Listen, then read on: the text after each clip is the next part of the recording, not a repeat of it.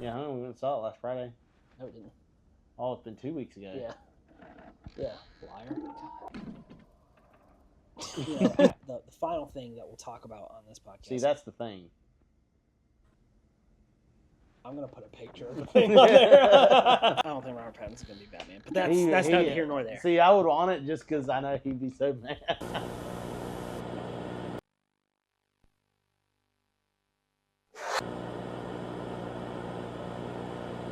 Hello and welcome back to the Ticket Booth. I'm your host Blake, and today, as you guys have seen him before, we have Cam. Why is it always awkward every time we start this? Because the way you introduce me, like we've seen him before. Is that just going to be like a trend? Yeah. Okay. Cam. I mean, now showing Fantastic Four. This is probably the most on-topic movie we've had on the podcast so far. This is something that kind of just came out as of last week ago. Well, it hasn't been a week ago. It's been more than that. Yeah, we went and saw it last Friday. No, it didn't. Oh, it's been 2 weeks ago. Yeah. Yeah, liar.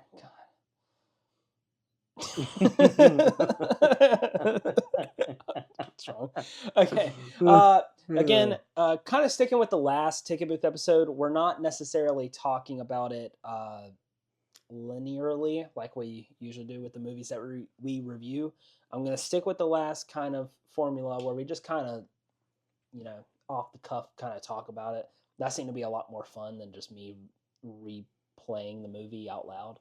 So, we're going to be talking about the casting opinions, who we thought should have been cast, what we thought of the plot, how it differs in quality to the MCU's most recent projects, what we thought of Villains, Heroes, Galactus, even Doomsday.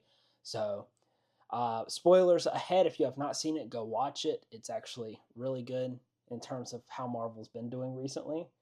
So go ahead and watch that. But let's just jump right into it, with the first thing being, before we even talk about anything of substance in the movie, what we thought about the casting. So I'll let you take the lead on this one.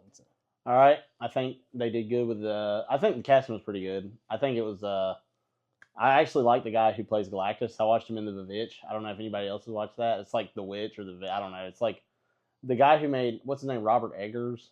I think so. He's the one who made Nosferatu. Yeah. He made this movie called The Witch or The Witch, and the guy who plays Galactus played the father in that. And he's got his voice sounds like I guess like thunder or something. So he was like perfect for Galactus. Yeah, and I'll say I was like a big advocate for people like Dacre Montgomery and Rudy Ponco to be Johnny Storm. And when they announced that it was going to be Joseph Quinn, I did like him in Stranger Things. I wasn't sure how he was going to do, but I'll be completely honest. Who was it I said I thought would be he played Elvis? Oh, Austin Butler. Austin Butler, yeah. I've seen a lot of people say that. I feel like he'd be a good Johnny Storm. I'll say I like Joseph Quinn in Stranger Things, and I wasn't too keen on him playing Johnny Storm, but I feel like he played it pretty well. Yeah, he did. He didn't really capture the ladies' man type thing. I don't think. I thought he did though, because he was like it was. I mean, they didn't really focus on it though. Like I feel like what's it called? Chris Evans captured that a little better. The ladies' man aspect. But you gotta think, it's like the ladies' man nowadays versus ladies' man back in the early 2000s is way different. You gotta be a lot more careful now, I guess. I feel like he did it pretty well, because you gotta think about it. I think the thing. Well, it wasn't really I mean, they probably didn't have enough time to really focus on that because they're But also, it's like ladies' man now. I feel like ladies' men are kind of more shy now. He didn't act shy though. He didn't. He just seemed smart. Like well, not shy, but more so like Chris Evans would come up and be like, "Oh, you're hot." Joseph Quinn never said that to Shia LaBeouf. Like never said. He commented. Yeah, in her face. Yeah, but he never said it. Yeah. He was like, "Oh, don't tell me how to kill sexy aliens." And then he was also like, "Oh, I get it. Johnny likes space. Johnny likes women." Like it seems like he's very amongst his inner people. He'll talk about how much he loves women, but he's not going to outwardly go up to a woman and be like, "Oh, you're sexy." I guess, yeah. I guess. So I thought that he was pretty good. Now, I know another casting that I was also... Okay. It's not that I don't like this casting. It's just I think I would have preferred somebody else. Not because of the way that they played it, just because I would have preferred it somebody else. Is Pedro Pascal is Mr. Fantastic. I don't know. I felt him as Mr. Fantastic. I thought he was I fine. did. I don't really care about who plays Mr. Fantastic. Like, that wasn't really. I did like him. Like, I feel like he played it very well, and it has nothing to do with the acting ability or the way he played the character. I don't know. Everybody's tired of seeing him and everything. I really wanted to see like Penn Badgley, who played Joe Goldberg in You. A lot of people wanted John Krasinski back. Yeah, I wouldn't have minded him coming back, especially because I feel like him and his wife have good chemistry. Yeah, but I mean, the chick they picked for Sue Storm was really good. Yeah. She definitely. She was a great Sue Storm. I mean, this is by far the best Fantastic Four movie out of all of them. Well, of course, John Krasinski and Emily Blunt would have great chemistry. They're wife and husband. Yeah, exactly. That's why it'd be perfect. Well, I mean, Vanessa Kirby. Let's talk about her. What like? I That's feel like the one who played Invisible Woman. Yeah. Yeah, she was a good Invisible Woman. She looked the part. You know, some people are complaining about her. Like, I know this is probably like a fringe, but I know some people are complaining because she took like a more prominent role. I've heard people say that, but to me, she really didn't. Like, I felt like they all kind of had a.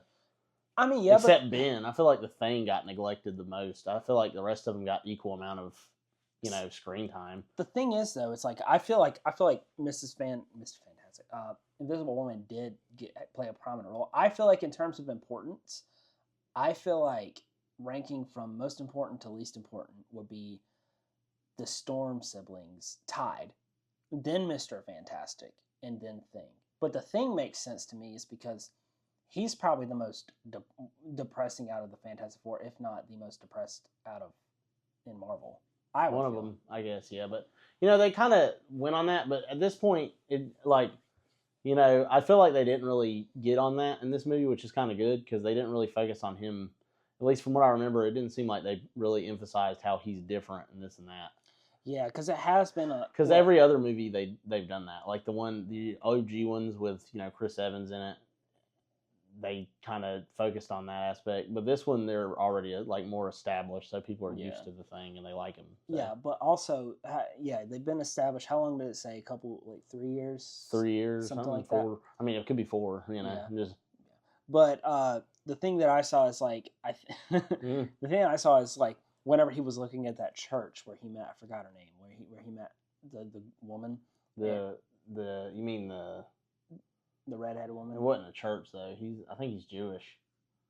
I know, like originally he was Jewish, and he's Jewish in comics, so I'm pretty sure it was a synagogue that he was at. Because what is it, Yancey Street or something like that? That's like where that took place. That's where and then he goes there whenever the end, like the world's ending or whatever. Yeah, and then he's so I think he's Jewish, so he went to a synagogue. Yeah, that's what I meant to say. Well, place of worship. Yeah.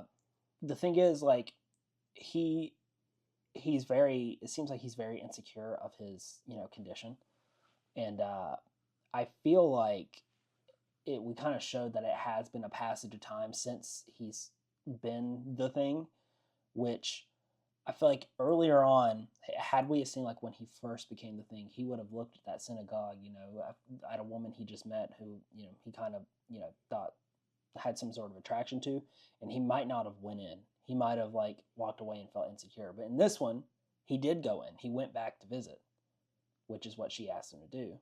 And I feel like that kind of captured, like, he's kind of come to terms with it. And I feel like if we ever, for whatever reason, see him become human, for whatever reason, even if it's for a short period of time, there might be some, what's the word for it? Like, he might not be as happy to be human again, especially if he turns back into the Thing. That would be that'd be like a whole character, like, meltdown for him, I feel. But then again, I don't know in what world that would ever happen. So, but we can talk about the casting since we're on the Thing. We could talk about the casting for him. We had the I don't think you ever watched it. Yeah, I don't remember who the actor is.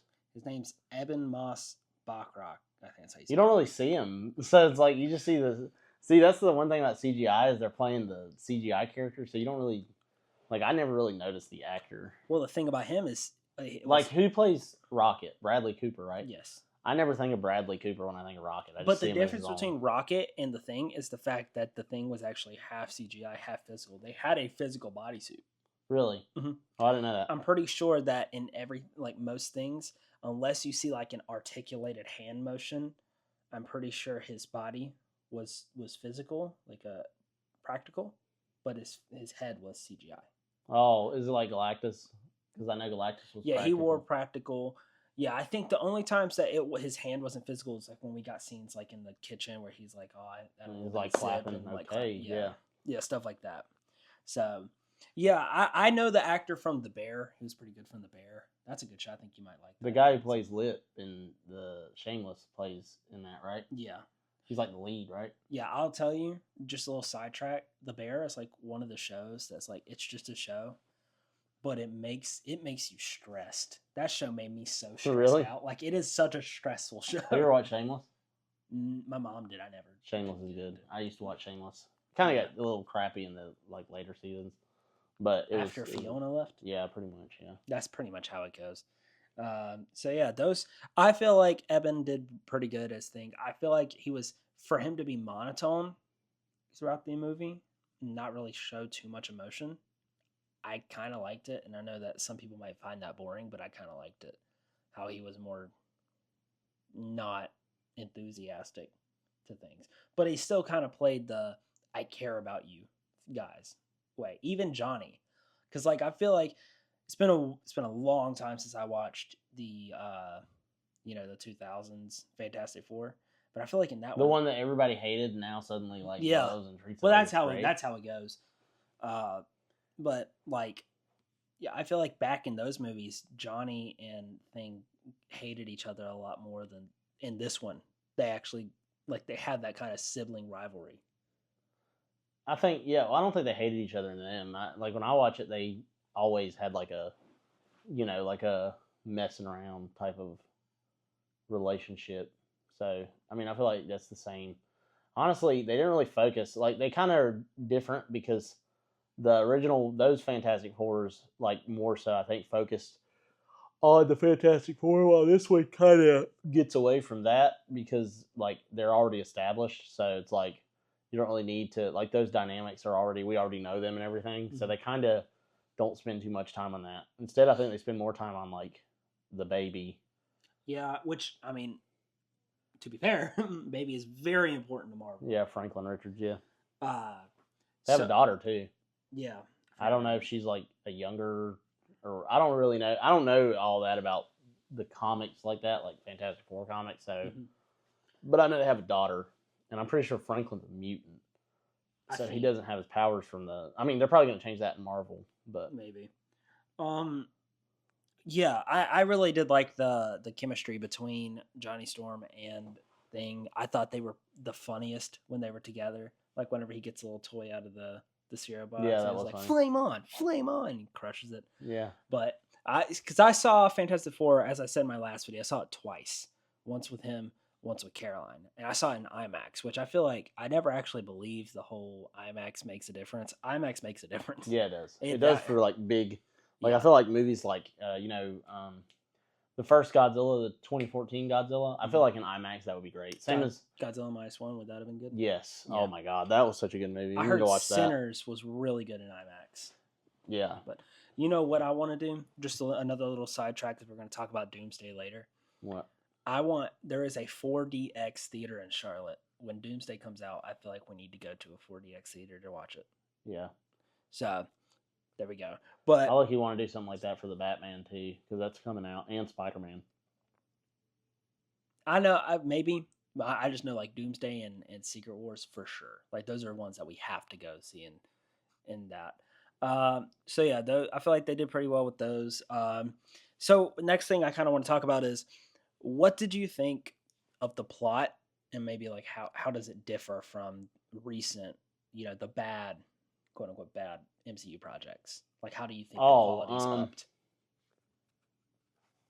I mean, the plot is concise, so it's like this is one thing I think it had over Superman is I think the because I was talking to him, and I know Superman's winning at the box office. I know that, but to me, Fantastic Four, I think Superman was great. I give it like a 9.5, 9 out of 10. But Fantastic Four, I'd edge it out a little more. Like maybe I'd make Fantastic Four like a 9.5, and then Superman like a 9. Because I felt like Fantastic Four was more concise. I felt like Superman was introducing a universe, so it had a lot of stuff, and it's like it seemed like it was sometimes it could be like too much sometimes, but like not in a bad way, but it's like you got to follow all that. While Fantastic Four was much more like, okay, this is what's happening. This is it had a very strong like just beginning, middle, end type situation. Like it didn't stray off on other things or Yeah, introduce a bunch of other things. It's like I feel like a reason though why they did that is because with Superman, they both did similar things. In Superman, it was like 5 years since he's been Superman, in yeah, I think universe. or three, I think Three something or like that. five, one of the odd numbers. Same with Fantastic Four. They've already been pre-established, and if you don't know, Fantastic Four is set in a different universe from the mainline MCU. They're To the only originally, superheroes in yeah, there. there is no Iron Man, no Spider Man, no nothing. It's just Fantastic Four. So, and I feel like the difference though is Superman is the first like James Gunn DC film. Yeah, I mean, I kind of knew Superman. Like, as long my theory on it was, as long as it was good, it was gonna beat out everything else. Just because everybody's been wanting like a Superman Well, movie again, and I'm not even talking about the financials. I'm saying the reason why I think it's more concise is because with it being the first James Gunn led DCU film, I know like Peacemaker and stuff is like a thing, but it's like this is the first. If you really think about, the flagship or whatever, yeah, this yeah, is yeah. it. This is like their And I Iron feel Man. like Yeah, this is them. They used that movie to kind of introduce this bigger universe. We yeah, saw, a Green Lantern. We saw Mr. Terrific. We saw, all of Metropolis. Whereas Fantastic Four, this is in their own universe, and this is a pre-established universe where they've been heroes for a while, but we're already in the thick of the MCU, so they don't need to show off a bunch of stuff, which kind of instead of diverting and saying, "Oh, here's this hero. Hey, here's this thing from the comics." It's more so you're dedicating your time to a more concise story, which would propel later with Galactus trying to take Franklin Richards because he has the power cosmic. You get more, you know, linear timeline there. If that makes sense. So yeah.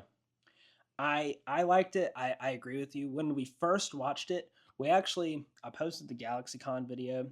When we watched it, we watched it the night before we went to go to GalaxyCon. Uh, and I came out of the theater then, and I was thinking like I liked Superman better, and that's coming. That's kind of crazy coming from someone who's been like Marvel all the way for a long time. Slowly converting, I think. Not converting, just adapting because I like both. He's a hype beast. Yeah, A bandwagon. I'm a bandwagon. Bandwagon, yeah. Uh, I've always been more DC fan. Well, it's like because we didn't really. You got to think about it though. Like I didn't really get into Marvel until the MCU came out. I just love movies, so it's like I can't. Yeah, he got into it. I was into it. I got into like superheroes and stuff with like the Spider Man on what was it? It wasn't what was the original? The '90s Spider Man the animated series, where it had Venom in it and Carnage was in it and all that. Yeah. I got into like cartoons is what got me into superheroes, like Batman the animated. That's why I like DC more because they always had better cartoons. So I'd watch Batman the animated series and all that stuff. So that really is what made me like superheroes and all that. So I've been into it since I was a kid. Yeah, I didn't really get into Marvel until the movies came out. I just like movies in general, so that definitely played a part into it. I can read a comic every now and then, but I'm not like huge into comics. But I thought that I forgot what else. I forgot where we're at. I'm not gonna lie. Yeah, I feel like the linear storyline when we walked out of the movie the first time, I was a little bit more toward liking Superman more. Similar to him, he said it was a 9.59 for Superman, 9.5 for Fantastic Four. I was reverse. They were pretty much equal, just one edged out a little bit, and I thought it was Superman. But upon watching it in IMAX with Caroline last weekend, it was good, and I liked it even more. And I don't know, maybe it's a bias thing, but at the same time, I thought that, I watched Fantastic Four later than Superman, so I'm not sure. But I still hold up true. I do like Fantastic Four a little bit better than Superman. But a follow-up question I have for you is you say that it's a 9.5 versus a 9 for Superman, but sticking with Fantastic Four because that's what I'm just using that as arbitrary. Yeah, no, I got you because we are going to have a Superman podcast not with him, but with Caroline. She wanted to do. I asked her. I said, "Do you want to do a Fantastic Four podcast or do you want to do Superman podcast?" And she chose Superman. So what would make this movie Fantastic Four a 10? If it's not a 10, what would have made it a 10? I feel like a 10 is like an exceptional, like, like it's a game changing movie. Like, like The Dark Knight Rises is like a 10. Okay. So I mean, it's just like a feeling, like you watch it and it's just, this was perfect type situation. No, so. I agree with you on that because, like, I would say, to me at least, Sinners is a 10 out of 10. That's like my favorite movie. Yeah, it's like, opinion wise, it's like, it's something, it's just like a feeling you got. Like, to me, the Batman's a 10 out of 10, like from 2022. You might not think so, but like me, that I watched that movie like 6-7 times. So, so to me, that was like perfect movie, and The Dark Knight Rises and stuff like that. Yeah. Okay. And Spider-Man 2. I would say that I don't even know what would make this a 10 out of 10. I see it's tough because I don't know. I feel like the thing is that a lot of Marvel, and they're not right now box office wise. It's kind of fell off. It had like an 80% drop in the box office. It's only like clearing. It just got up to Thunderbolts. So, and Thunderbolts was financially a flop. Yeah, and those are both great movies. It's just Marvel, they kind of hurt themselves. It's not superhero fatigue either. It's a lot of people say sometimes superhero fatigue, or like, oh, people are just tired of superheroes. But after looking at stuff like Invincible, or like, I mean, even Superman, the Batman, things like that, Peacemaker.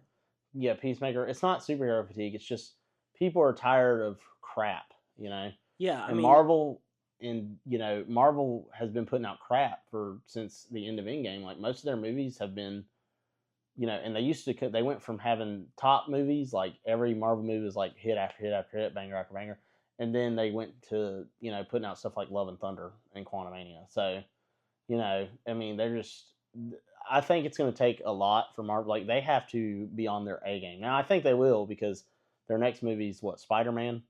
Yeah, and I'm already seeing shots of that, like behind the scenes of that, and it's looking pretty good from what I've seen. They went back to practical swinging.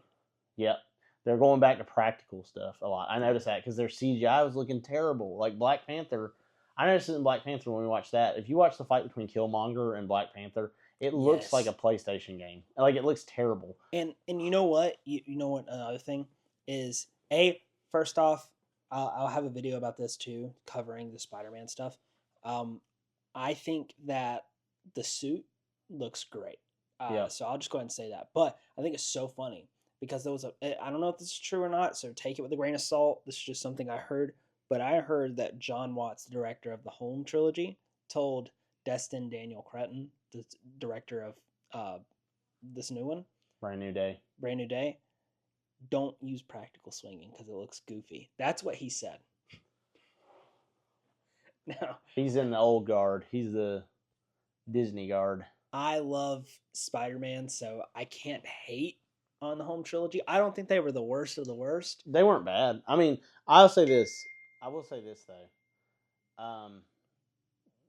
To me, this is something I think we talked about. You and me get into it all the time. I still think Tobey Maguire is the best Spider-Man. I still think he has the best movies. But, like, I feel like with Tom, he's going to have, I feel like now when this Brand New Day and stuff comes out, I feel like Tom might change my mind now. Because he's, like, back to basics on his own Spider-Man. That was my biggest beef with, Marvel's MCU Spider-Man. I didn't like that they didn't have Uncle Ben. He knows that. We talked about that. And I think I've defended my point pretty well as to why I don't think that was a good idea. But I can get with the whole, they switched it up and made it Aunt May. I can get with that. And I feel like now that he's on his own, he doesn't know nobody, he doesn't have Tony Stark helping him, he's going to be a much better Spider-Man, and I can easily see me putting him above Tobey after his next trilogy of movies. As long as they don't try to go back into the whole, he's got to have somebody else help him in his movie. Like, to me, I feel like they need to start trying to focusing on the character in that movie instead of trying to cram in as many cameos as they can. But at the same time, You know what? That's a conversation for another time. We got to stick it with Fantastic Four. I don't want to get it too off track. But I had a good question. Maybe we can get Cam No, in no, no. here. Ask it. We got time. Ask it. Short and quick, so we can get back to Fantastic Four. How do you feel about? You say you don't want to have too many cameos because you feel like it takes away from the story. How do you feel about having? Apparently, there are 3 rumored villains: Scorpion, Tombstone, Yeah. and Mr. Negative. On top of it being confirmed, Hulk and Punisher. On top of having people casted like Sadie Sink and another actress from The Bear who's rumored to maybe playing Rio Morales. On top of having Ned and MJ come back. On top of possibly having a Well, Harry. Ned and MJ, I really think they should. I don't mind them coming back, but I really think they need to be minor this movie. And like with Punisher and Hulk, I think they're doing like trying to do like the Brand New Day storyline, right, where Hulk remembers them and stuff. More than likely, they're gonna try to get Did that. that Right. happen in that one? Yeah, Hulk remembered him in that. I didn't. I never. Hulk remembers him after everybody forgets him, and then I think.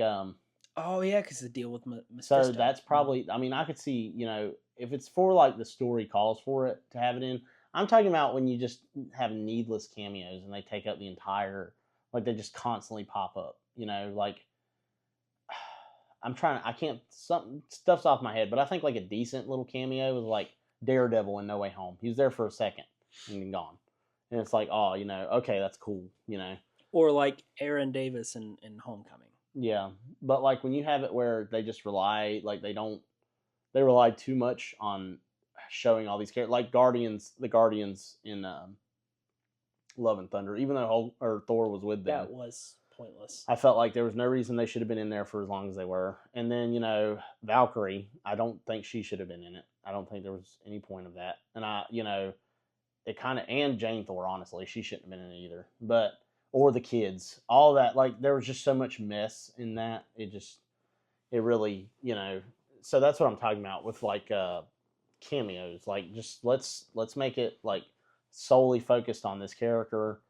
If it's necessary, the character's in there. Like I feel like Doctor Strange had to be in No Way Home. That was because he has the that's the a bigger stuff, that's a bigger role. I wouldn't even call that a cameo. That's like a more. It's not big like biggest role, but it's a prominent. Yeah, and this is a problem too. I think Marvel's had is, and I think I kind of worry about this with James Gunn's Superman. Let's cut the humor a bit. Like, so everything doesn't have to be funny all the time. But well, it's Spider-Man, and it's Superman. Yeah, but it's still like even with Superman and all that, it's still like I love the humor, with Superman and when he's talking with Lois stuff. But like, it just sometimes stuff like when Lex shoots the guy. Oh well, we'll get off of it, but because now we're going in a tangent. Let's just stay back in the Fantastic Four. But yeah, this is a conversation you can have for Superman. Yeah. So, kind of sticking back to Fantastic Four.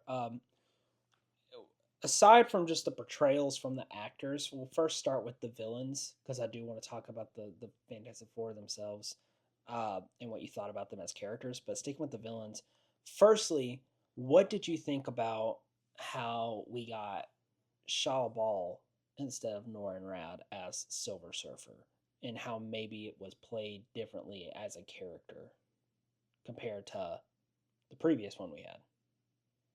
I mean, it really wasn't. Because so in Rise of the Silver Surfer, Norrin Rad started liking Invisible Woman because she reminded him of Shia LaBeouf. Mm-hmm. And in this one, they don't talk about Norrin Rad, but they said she had a family. And I told him this. I think Norrin Rad's going to show up because Galactus is going to need a new Herald, and because there's no way he's keeping her as his Herald, especially after she helped push him into that. There's no way he's going to let that happen. So I could see him getting a new Herald, and it's Norrin. I still think and they're not in the main universe. They're going to come to the main universe. So when they do, I feel like we'll still get Norrin because Shia LaBeouf says she had a family, but they don't show her family. I think they show like she had a daughter. Had a kid, yeah. So I still think Norrin's there, and I think we'll see him. But I don't mind it. Like some people complain. A lot of people complain just because there's people who complain about stuff like that. Like gender swapping and all that. But I don't. Shala Ball's an existing character. It's not like they named her Norin and she's her own. She's a separate character. So I think she was good. I liked her in it. She gave the same vibe as the one from Rise of the Silver Surfer. Yeah. They're kind of similar, so it's like there's not really that much difference. You can't really do much different with the Surfer. I mean, it's the Herald of Galactus. Like, Yeah, that's true. And I'll say this because I know that, at least to some degree, there was kind of an uproar whenever we first found out that there was going to be a female Silver Surfer instead of the male one. And I know this is from the comics and stuff, but it was still kind of an uproar amongst, not naming anybody specific because I don't know, but just a group of people at least kind of upset. I'll say this: I don't mind it. I don't care. Like you said, doesn't really change the story too much. The characters still played the same, and if Marvel came out and said we're gonna get Norrin, I bet, oh cool, that's cool. If Marvel came out and said we're not getting Norrin, we're gonna stick with Shala Ball as our main MCU Silver Surfer, I bet cool. I mean, either way, it's cool to me. I feel like Silver Surfer is a really cool character. well, and I think they exist together in the Yeah, book. that's what I'm pretty saying. sure. So That's what I'm saying. It's like that's why I don't think I feel like he'll show up. Yeah. She had a daughter. She probably had a husband, but yeah. So kind of going on with the villains thing is what did you think about? I've been waiting for Galactus for so long. Like you can ask him. I've been waiting for Galactus for forever. I've been saying I wanted Galactus to be the big bad after Thanos. I told him. But you see, Galactus isn't really evil though. Like he's not like a villain. You don't have just because even if you're a BBEG big bad evil guy, you don't need to be evil. Well, I guess it does kind of Yeah, say he's the a big bad name. evil guy. No, he's like she said, he's like a force. Like he's like the stars. Okay, well, you don't need to be the big bad. You don't need to be evil. Like if we had the mainline. I'm interested in seeing why he wanted Franklin, like them developing that more. Well, he wanted the power cosmic. He was supposed to take his place. Yeah, that's true. But like, I just want to see like, Franklin develop more now. Well, I'm wondering what's going on. I have a theory, but we'll get to that. I really, really, really like the way that Galactus was shown in this movie. The only thing that I would have had is him to be bigger. I feel like you can never go too big. I think he changed his size though. You can't. Yeah, that's canon. He can change his size, but like, I wish we could have at least somehow gotten a shot where like the Fantastic Four looks into the sky and just sees his face instead of just like with the Celestial. Don't they have that with the Celestial? I never watched Eternals. I don't know. Well, I mean, yeah, that Celestial makes the Galactus Celestial look like hand. a kiwi. Yeah, from It's about Galactus is about as big as that thing's hand. So. Yeah. So I kind of wish they would have made him bigger, but then again, make him too big. How are you gonna stop him? I mean, honestly, I don't understand why he didn't just. Well, I guess he wants the baby. Yeah, so. Never mind. Yeah, I thought he was good. I thought the guy, I can't think of his name for some reason. The guy that played him, thought like you said, he had that voice. It was really good. One thing I think was silly, their plan that they had to move the Earth somewhere. That was stupid. I was the whole time I was thinking like, what about like the sun? Like in the solar system. Yeah, like don't we need like the sun to warm the planet and everything? Like what if we just morph somewhere it's no sun, we all die from that? Gee, thanks, guys. Some of you may die. It's all of you will die. Like to make. Yeah, so like I thought that was kind of a stupid plan. Like on top of that, you want to know one of my favorite parts, or one of my favorite lines, I should say. I really like the Sue Storm line where she was like, "I'm not gonna sacrifice my baby for you, but I will not sacrifice you for my baby." I love that. Yeah, they were like, they're gonna fight. They're gonna find a way. I love that. That was perfect. Yeah, it had a good message. That's one thing about superhero movies I've noticed a lot of people are happy about is the messaging now that they're putting out. They're trying to go back to basic stuff, like be kind, love your family, stuff like that. There's nothing wrong with the occasional like deeper message, but I feel like I feel like superheroes are supposed to be kind of that simple like paragon value. Because like great power comes great responsibility. Because it's just like the way that I view it is I have no issues with deeper meanings in movies and stuff. I've talked about it in the movie questions video I did. Sinners had a deeper meaning to the whole movie. It's one of my favorite movies now. All of Jordan Peele's movies have deeper meanings. Whereas when it comes to Marvel, I feel that Stan Lee's take on Spider-Man and what he does, like anyone can be Spider-Man under the mask. Like when a kid reads it, no matter the skin color, no matter the upbringing, it could be him under the mask. Like we all know it's Peter Parker, of course. But that's the thing. That's why I feel like the generic, basic meanings, the themes of the movies, I feel like kind of represent too, because no matter your home life, no matter the type of people you have surrounding you, Fantastic Four you could look at. If you have, a shitty home life, with your family, you might have a good group of friends. Look at Johnny and Ben. If you don't have that many friends, but you have a great spouse, Sue and Reed, like you have, or even siblings.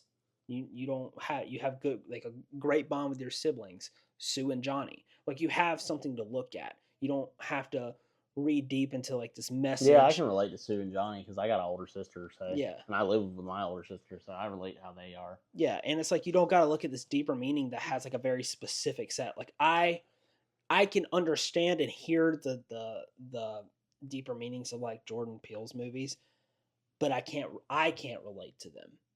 I can understand it and appreciate it. I just can't relate. Whereas if you have something basic like responsibility, family, hope, you can relate to that. You can watch Superman and be like, oh, I feel hopeful. Or you can watch Fantastic Four and be like, I love my family. Stuff like that. So I like that. And I kind of want to go shift over to the heroes aspect of things and how the characters were portrayed. I think first off, I want to start with the big one, the one that shocked me the most, because everybody acted the way that I felt expected them to act in the movie. The only one that kind of shocked me and I liked it was how they made Johnny smarter. I feel. Yeah. I mean, and I feel like it makes sense. He's smart. I don't know Fantastic Four comics like that, so I don't know how Johnny acts in the comics. Everything I've ever seen of Johnny, he's like, through video games and other media, he seems like he's like Spider-Man. Yeah. Like him and because I see them interact a lot, especially Ultimate Spider-Man. You race him and banter with him and that. Yeah. So like, to me, I always like, I feel like, but he's supposed to be an astronaut. So why the hell would he just be like, this funny, goofy guy? Well, I liked how, he is my favorite Fantastic Four member. He's everybody's favorite. Yeah. I feel like he's like the coolest. Like his power is the coolest. But like, I didn't expect him to like the fact that they had the tools available to translate the Silver Surfer's language. Like the fact that because Sue said, "Oh, we can get Reed to build the algorithm." He's like, "Oh no, he's got too much on his plate. I'm just even gonna if learn." You're smart with Reed, I'm pretty sure Reed is like the smartest Marvel character. He's like top 3. Yeah, So I think he is the smartest. He's got to be. So when you're dealing with Reed, versus. You're always going to feel stupid next to Reed. So I feel like, Johnny was feeling stupid because Reed solves everything. Yeah, and I feel like that was good. He's like, oh, he's got too much on his plate, which could be, like you said, he's got too much, like he's feeling, I guess insecure about his intelligence when it comes to being with people like Reed and even Sue to some extent. She's pretty smart. She's smart. They're all smart. Yeah. Ben's like their pilot. Yeah, you gotta be smart to have. He says some mumbo jumbo when they're flying the spaceship. So I could see why you could be insecure, but it also could just be like, hey, you guys are about to have a baby. I care about you guys. He's got too much on his plate. I'm gonna learn this language from scratch, and he does it. And that's why I think that he is one of the most important characters. I would just say, in terms of, saving their asses, it was definitely Reed and Johnny. But in terms of just being main character type, I feel like Sue kind of took it to me. I don't think so, though. You don't? I feel like they were all equally, like they all had equal amount of time on the screen. Like I don't know. To me, they were all the main, except Ben. I feel like Ben was the most neglected. But what I'm saying is like, yeah, they all had something to do in the movie and something to do with the plot and how it spanned out. But the way that I'm viewing it is like not who contributed the most. But I'm trying to look in, when I watch the movie, I'm trying to view it through a certain, like, who I can look through their point of view the most, who I relate to their point of view the most. That's probably Sue. I don't Well, relate to like I can't like when we're viewing the movie, I feel like we're viewing the movie from Sue's perspective because everything is centered around Franklin and pretty much her love for Franklin. well, she While is the mom. yeah, So. while Reed, had plans. They had their little spat towards the end. We were viewing it through her perspective. When she went out to talk to the mob of people that was outside the Baxter building, we viewed it from her perspective, and it felt like the other three were kind of in the background. And I feel like that's why I would say that she was more so the main character. Not saying she contributed more. I thought it was an entourage type situation. I mean, I could like see Game of Thrones. You got multiple main characters, but yeah. But yeah, I feel like the characters were really well. I feel like Pedro Pascal played Reed Richards. yeah, which I didn't see Great. him as being Reed Richards. No. But he did good. Yeah, he was. A lot of people are hating on him because he's everywhere. So Yeah, he's kind of like got that Tom Holland now, where people were hating on Tom Holland. Chris Pratt, yeah, they were hating on Chris Pratt because they use him in The Rock, because they use him in everything. So the power of the hierarchy, the hierarchy of power is about to change. Yeah, the hierarchy of power in the DC universe is about to change. And you're right, And it went to James Gunn. Yeah, James Gunn. Yeah. But not, yeah, I agree. I agree with you. I feel like Pedro Pascal played, the character really well. I feel like it captured the complexity of Reed and his intelligence. Yeah, actually, that's one thing. Reed, to me, one thing I always thought about Mr. Fantastic from just stuff I hear about him is he's kind of like scary in a way. Like he's not like to me. Him and Iron Man both have that kind of like, okay, they could easily flip, and go, crazy type situation. Like not crazy like Homelander, but like crazy like, Reed trying to fix everything, and then he ends up making it like Injustice type situation. Like he ends up. But I feel that more so for Reed than I do Tony. Yeah, because Reed, it's just weird. Like it's like I agree. I see what you're saying. I could see him like you're just like, this guy might not be right. And Hulk too. That's one thing about Marvel characters. They have a lot of characters like that where you're like, they could easily switch. And the complexity that I'm talking about, and I feel like that kind of goes really well with what you're saying, is like you said, he's kind of scary in terms of he can use his smarts for evil, and if he wanted to, and maybe like you said, he's like just like Tony building a suit of armor around the world, and Ultron happens. I feel like Reed could do the same thing, where he could be trying to fix something and something bad happens and causes a bigger issue. But I feel like the complexity part of that comes with every time that he had a thought or a plan that was bad, that could go really bad for them, he was actively trying to prove to everybody else that he didn't have negative intentions. Like using Franklin as bait for Galactus, he reassured everybody with like the most sincere look on his face that kind of felt like he was overdoing it, or like actively trying to show that empathy towards everybody. Like that he wasn't trying to risk their life. It's just he didn't think there was any other way. And I feel like another layer of complexity there, and tell me if you feel this way, is I feel like Reed Richards could be played as, if he comes up with an idea and doesn't put much thought into any other idea or plan, because he's so smart, I feel like that could kind of get to his head a little bit and be like, no, that's the only plan. There's no other way. There is absolutely no other way. But I don't think he does that. Not in this movie, at least. But I'm saying, like, I feel like that could be a character trait that he has. He knows he's smart, knows he is the smartest person, and if he comes up with a plan that he thinks will work, he might think that it's the only plan because him being so smart will be able to think of any other plan, but he just subconsciously doesn't. So I don't know. But yeah, I liked how Johnny was super smart. Not super smart, but smart enough, smarter in this movie. Liked how complex Reed Richards was. Like he said, Thing didn't really play too much of a part in this movie. I would like to get a little bit more of him in the future. So that'd be cool. Sue, I feel like she played the motherly thing really well. Like I said, with that speech out with the mob in front of the Baxter building. Perfect. One of my favorite lines. But yet she also knew the challenges. Like she was the one to quote unquote sacrifice herself. Well, not even quote unquote. She did sacrifice herself. It was Franklin who brought her back to life. She sacrificed herself for everybody. Yeah. So yeah, she wasn't willing to sacrifice Earth for her baby. And Invisible Woman is crazy strong. Yes. Like, a lot of people are like, oh, they're putting her in front of it. But, like, I'm pretty sure her power set in the comics even is ridiculous. Like, I'm pretty sure she might be the strongest member of the team in terms of powers. Yeah. So, because she can do force fields and stuff. It's not just being invisible. She can do force fields.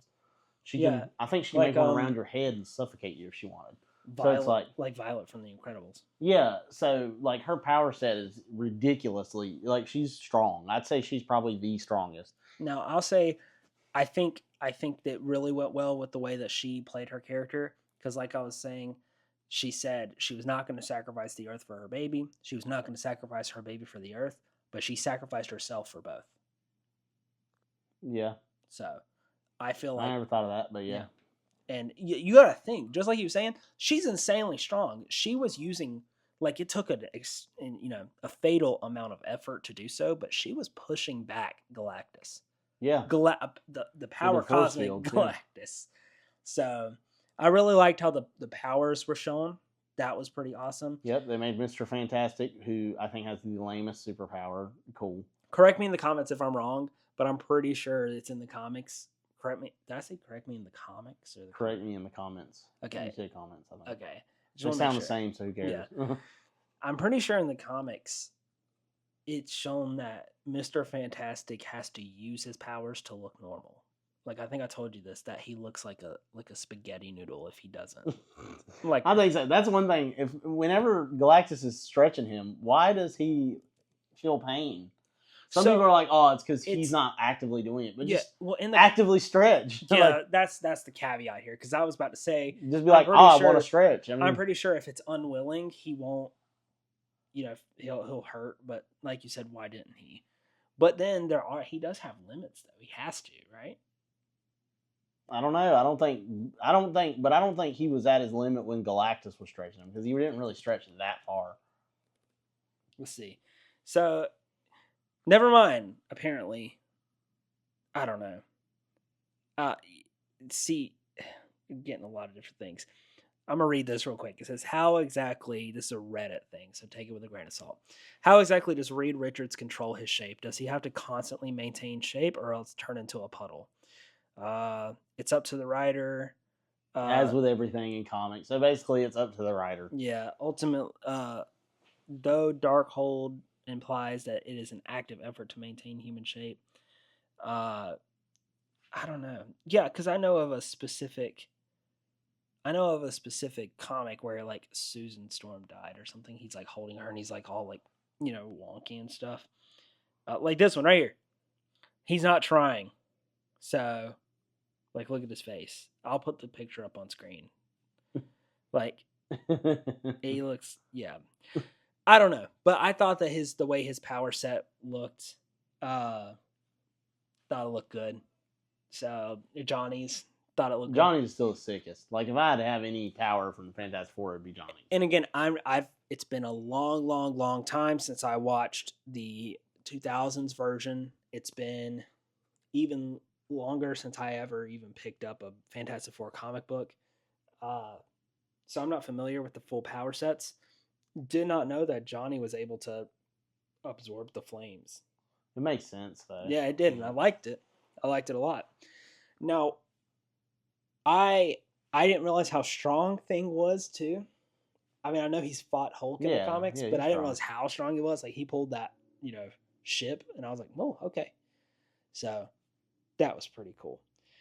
So, the next thing I kind of want to shift over to is, this is going to go kind of hand in hand with the end of this podcast question that I have. It is, if Galactus will return. I feel like that's obvious. Yes. In what way? I feel like that's what I said. I'm betting you Norrin Rad is going to be the next Herald, because he's going to kill Shia LaBeouf. Maybe they'll go back to that. I don't know.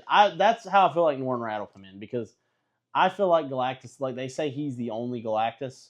He's like America Chavez or whatever. I think that was I think that was like a miscommunication.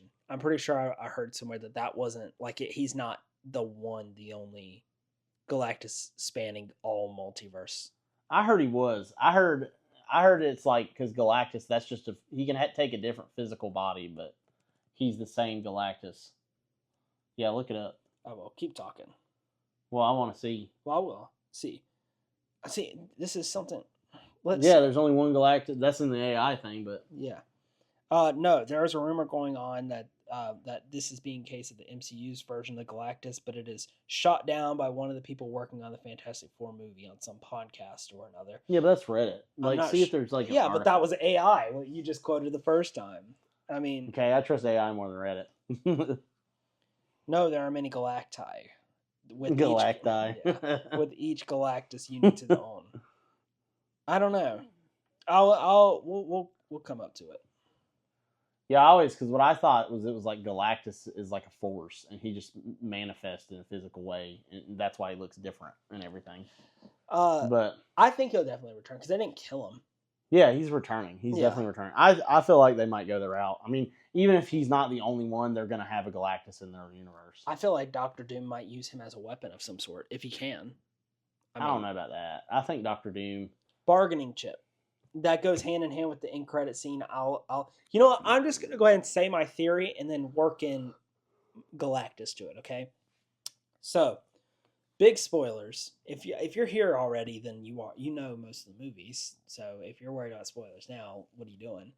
But the end credit scene, it is shown Sue with Franklin. They're reading a book. It takes place when he's like 5 now, and she walks away to go get another book, and when she comes back, as she's on her way back to the living room, she hears this weird noise.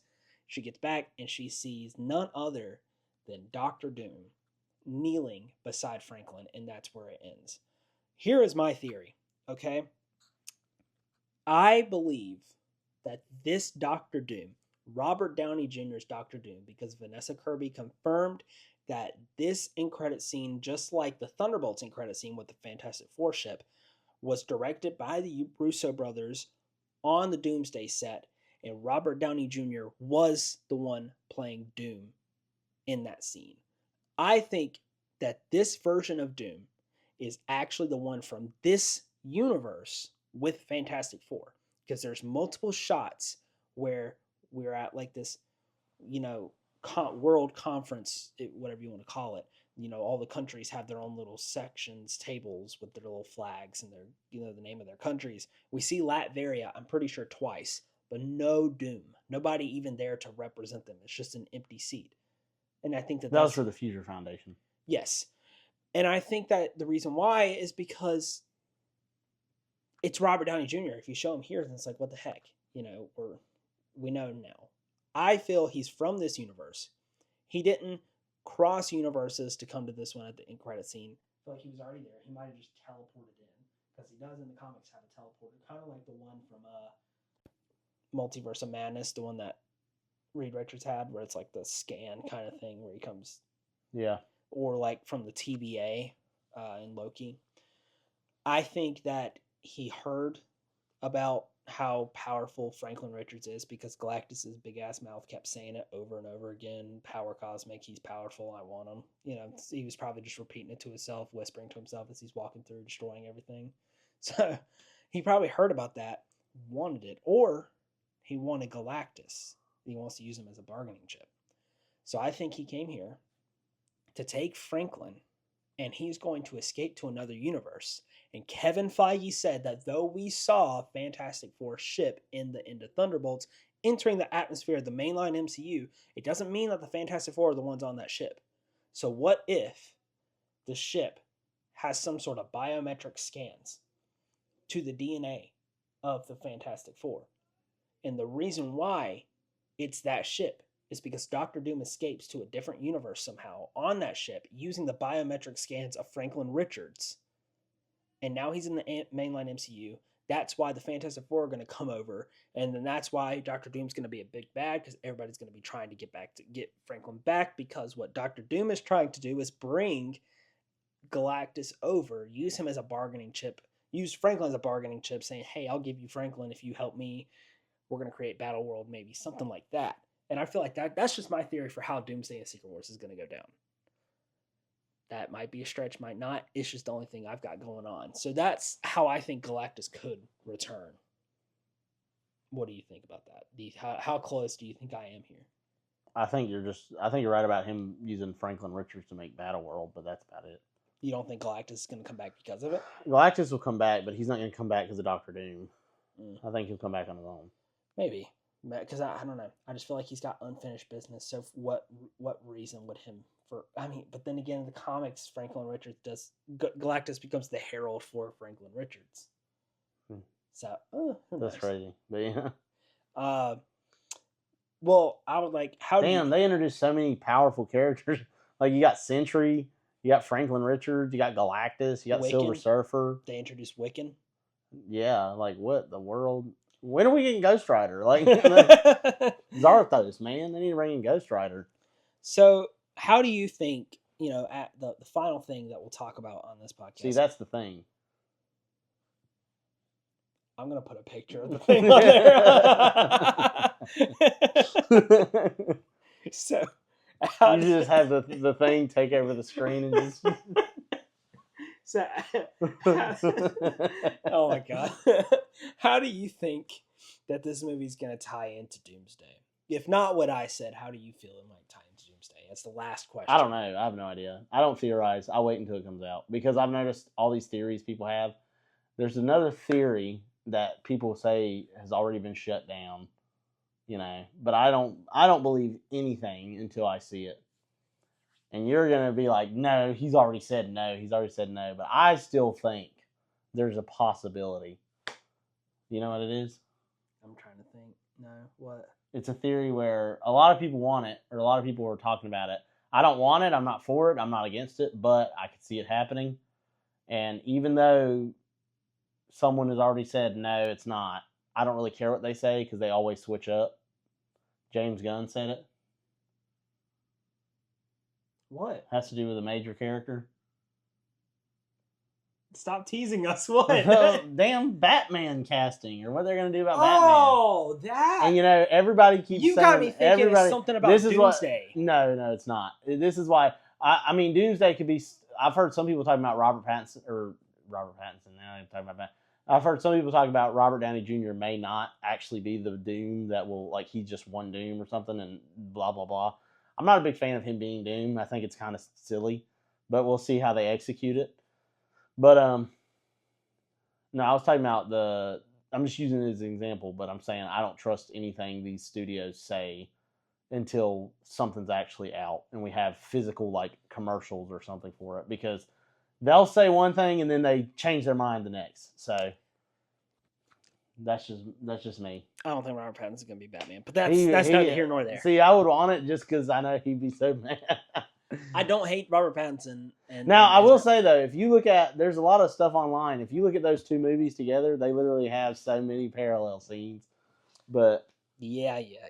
So you don't have any theories as to? No, I don't have any theories. I don't theorize. I wait till it comes out. You're boring. That's why. No, because theories, everybody's always way left field on their theories. So, like you just said a bunch of word salad. The only thing that you're right about is Franklin Richards is going to probably make Battle World. That's probably it. Everybody theorized that Toby and Andrew were going to be in No Way Home, and oh wait, but the studio said no, that's not happening. But that was obvious. Oh, okay. So that's like, don't spoil a surprise. Just like, no, Robert Pattinson is not going to be Batman in the DCU. I'm waiting on a script for The Brave and the Bold, even though we haven't even filmed it yet. But we'll wait and see. We don't need. Wait till after the Batman Part 2, and we'll see what happens. That's for another. What are you going to do if the Batman Part 2 happens, and then a little in-credit scene pops up, and you see David Cornsweet just lowering down on a building? Oh, my God. I'd be like, damn. That's it. I guess this is it. This is it. This is how the DCU died. Yeah. Nah, no, I don't think it'd be that bad. Just short and sweet, so we don't veer off track too much. I don't feel like our Pattinsons would fit as much in the DCU, but it is what it is. If it happens, I always say they could just make it. They could find a way to make it work. I just hate retconning stuff. Yeah, I just hate it. Yeah. I hate the retcons. You can have it be separate. Have Matt Reeves. I just don't like, with me, I don't like having two of the same character on the screen at once. It's a trilogy. Just have Matt Reeves. That's his name, right? Have Matt Reeves, have his trilogy. Once it's done, it's done. James Gunn takes over the long-term Batman, who's a little bit, not too much a little bit more campy. There we go. One of our batteries just okay. That was yours, I think. One of the microphones just turned off. No, it ain't. Mine's on. Yeah, it just turned back on for some reason. All right, well, that's where we're gonna wrap it up. You said you give the movie a 9.5 out of 10. I gave it the same thing.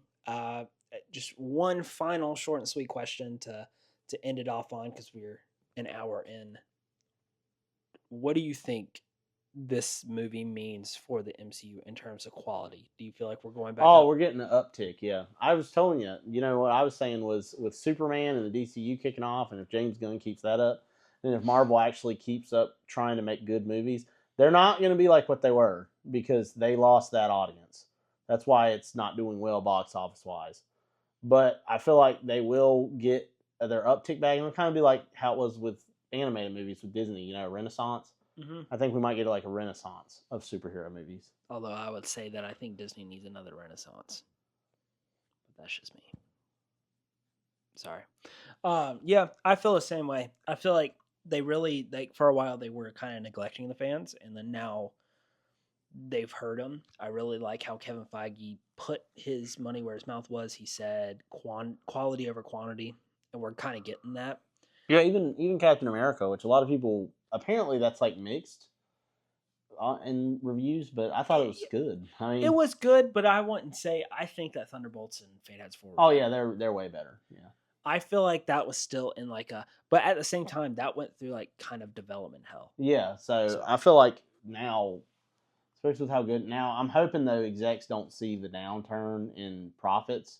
Like, oh well, you know, clearly this ain't working. So I've said that in the video. I said that in one of my past videos. I think it was one where I talked about like Karate Kid Legends and How to Train Your Dragon. I said I really hope that the studios don't see the financial, you know, negatives because, like I said, Thunderbolts did flop. I mean, to be fair, like Warner Brothers, you know, James Gunn did the soft reboot of Suicide Squad, and that movie was great. Like, I don't know if you've seen it, the one where you know you got John Cena first as Peacemaker. Yeah, I watched it with you. Oh, okay. Well, yeah, that movie was great, and it did terrible financially. It was probably, when you're talking about a bomb, it was a bomb. Like, it was awful with finances. It was a good movie, but you know, now looking at it, they made James Gunn the head of DC, so you know maybe they're smart enough to stop only caring about money, and they'll start just looking at what people respond best to.